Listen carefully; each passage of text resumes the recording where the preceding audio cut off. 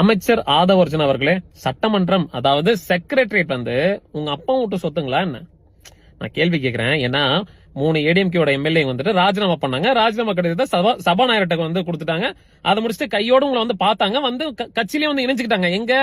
செக்ரட்டரியேட்ல உங்க கட்சியில வந்து இணையறதுக்கு யார் உங்களுக்கு அதிகாரத்தை கொடுத்தது, அந்த பெர்மிஷன் கொடுத்தது? என்ன சர்வாதிகாரம் நடத்திட்டு இருக்கீங்களா?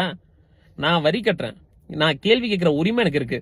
பனையூர்ல போய் உங்க கட்சியில யாரா வேணாலும் நீங்க இணைச்சுக்கோங்க, தப்பு கிடையாது. செக்ரட்டரியேட்ல இணைக்கிறதுக்கு யார் உங்களுக்கு அந்த அதிகாரம் கொடுத்தது? சரி, நீங்களும் உங்க மாமியாரும் சேர்ந்த நாடகம் தான் அதெல்லாம். உங்க மாமியார் லீமா ரோஸ் மார்டின் அவங்க அங்க இருக்காங்க, ஸ்லீப்பர் செல் மாதிரி வேலை பார்த்துட்டு இருக்காங்க. நாளைக்கு எப்ப வேணாலும் ஆட்சிக்கு வந்துடும். அதனால என்ன பண்ணலாம், பை எலெக்ஷன்ல வந்துட்டு மெஜாரிட்டியோட நம்ம ஜெயிக்கிறதுக்கான முயற்சி செய்யறதுக்காக தான் இந்த மாதிரி ஏடிஎம்கேல இருக்கிற எம்எல்ஏ வந்து டிவிக்கல வந்து ஜாயின் பண்ண வைக்கிறீங்க. ஓகே, அவங்களுக்கெல்லாம் நீங்க 10 கோடி 20 கோடி வந்து நீங்க பேரம் பேசிருக்கீங்க. உங்களுடைய ராஜதந்திரமோ உங்க மாமியாரோட ராஜதந்திரம் கூடி சீக்கிரம் தமிழ்நாட்டு மக்கள் வந்து புரிஞ்சுப்பாங்க. ஏடிஎம்கேன்ற ஒரு கட்சியை நாசம் பண்றது லீமா ரோஸ் மார்டின் மற்றும் அமைச்சர் ஆதவர்ஜன், இவங்க 2 பேர் தான். நான் இப்பவும் சொல்றேன், என்னுடைய வரி பணத்துல தான் உங்களுக்கு எல்லாம் சம்பளம். அப்படி இருக்கிறப்போ அரசாங்கத்துக்கு சொந்தமான ஒரு கட்டிடத்துல செக்ரட்டரியேட்ல உங்க கட்சி பஞ்சாயத்து வச்சுக்கிறதுக்கோ உங்க கட்சியில வந்து இணைஞ்சுக்கிறதுக்கோ இடம் கிடையாது.